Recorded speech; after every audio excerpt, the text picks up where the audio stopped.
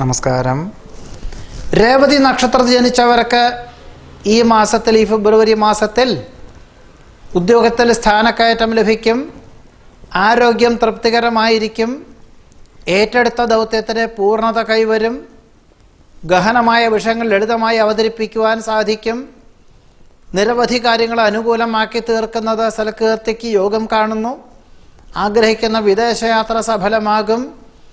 ചികിത്സ ഫലിക്കുന്നത് വഴി ഉദ്യോഗത്തിൽ പുനർനിയമനം ഉണ്ടായിത്തീരും. വ്യക്തമായുള്ള ദിശാബോധത്തോടുകൂടി ചെയ്യുന്ന കാര്യങ്ങളിൽ പൂർണ്ണ ഫലപ്രാപ്തി നേടും. കുടുംബാംഗങ്ങളെ ഒരുമിച്ച് താമസിപ്പിക്കാൻ തക്കവണ്ണം തൊഴിൽ ക്രമീകരിക്കുവാനോ ഉദ്യോഗമാറ്റം ഉണ്ടാകുവാനോ യോഗം കാണുന്നു. വ്യവസ്ഥകൾക്ക് അതീതമായി പ്രവർത്തിക്കുന്നത് വഴി സൽകീർത്തി, സജ്ജനപ്രീതി, പ്രതാപം, ഐശ്വര്യം എന്നിവ ഉണ്ടാകും.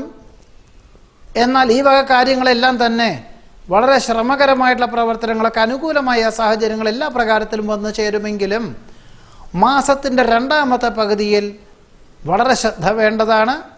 പണം കടം കൊടുക്കുന്നതുമുള്ള ഉദ്യോഗം ഉപേക്ഷിക്കുന്നതും ഗുണകരമല്ല.